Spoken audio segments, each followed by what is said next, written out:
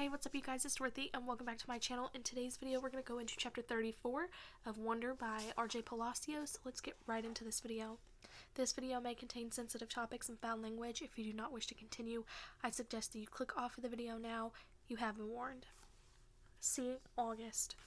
Chapter 34. I never used to see August the way other people saw him. I knew he didn't look exactly normal, but I really didn't understand why strangers seemed so shocked when they saw him. Horrified, sick, and scared. There's so many words I can use to describe the looks of people's faces, and for a long time I didn't get it. I just get mad. Mad when they stared, mad when they looked away. What the heck are you looking at? I'd say to people, even grown-ups. Then when I was about 11, I went to stay with Grans in Montauk for 4 weeks while August was having his big jaw surgery. This was the longest I'd ever been away from home, and I have to say it was so amazing to suddenly be free of all that stuff that made me so mad. No one stared at Grans and me when we went to town to buy groceries. No one pointed at us. No one even noticed us. Grans was one of those grandmothers who do everything with their grandkids. She'd run into the ocean if I asked her to, even if she had nice clothes on. She would let me play with her makeup and didn't mind if I used it on her face to practice my face painting skills. She'd take me for ice cream even if we hadn't eaten dinner yet. She'd draw chalk horses on the sidewalk in front of her house. One night while we were walking back from town, I told her that I wished I could live with her forever.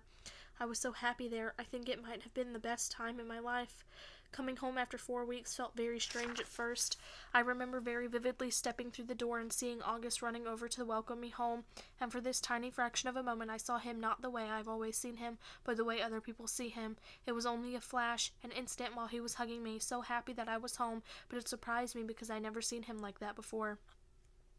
And I never felt what I was feeling before either, a feeling I hated myself for having the moment I had it. But as he was kissing me with all his heart, all I could see was the drool coming down his chin, and suddenly there I was, like all those people who would stare or look away, horrified, sick, and scared. Thankfully, that only lasted for a second. The moment I heard August laugh from his raspy little laugh, it was over. Everything was back to the way it had been before. But it had opened a door for me, a little peephole, and on the other side of the peephole there were two Augusts, the one I saw blindly and the one other people saw. I think the only person in the world I could have told any of this to was Grans, but I didn't. It was too hard to explain over the phone. I thought maybe when she came for Thanksgiving I'd tell her what I felt, but just 2 months after I stayed with her in Montauk, my beautiful Grans died. It was so completely out of the blue. Apparently she had checked herself into the hospital because she'd been feeling nauseous.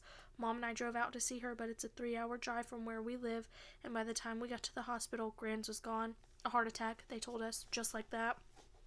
It's so strange how one day you can be on this earth and the next day not. Where did she go? Will I ever really see her again?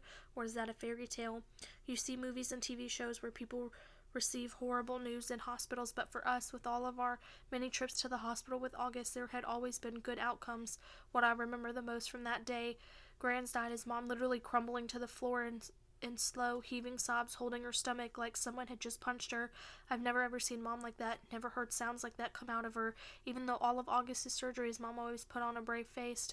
On my last day in Montauk, Grans and I had watched the sunset on the beach. We had taken a blanket to sit on, but it had gotten chilly, so we wrapped it around us and cuddled and talked until there wasn't even a sliver of sun left over the ocean. And then Grans told me she had a secret to tell me. She loved me more than anyone else in the world.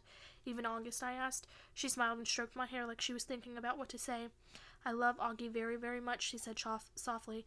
I can still remember her Portuguese accent, the way she rolled her R's, but he has many angels looking out for him already, Vi, and I want you to know that you have me looking over you, okay, Mina? Cordia, I want you to know that you are number one for me. You are my... She looked out at the ocean and spread her hands out like she was trying to smooth out the waves. You are my everything, you understand me? Via tu es mi todo.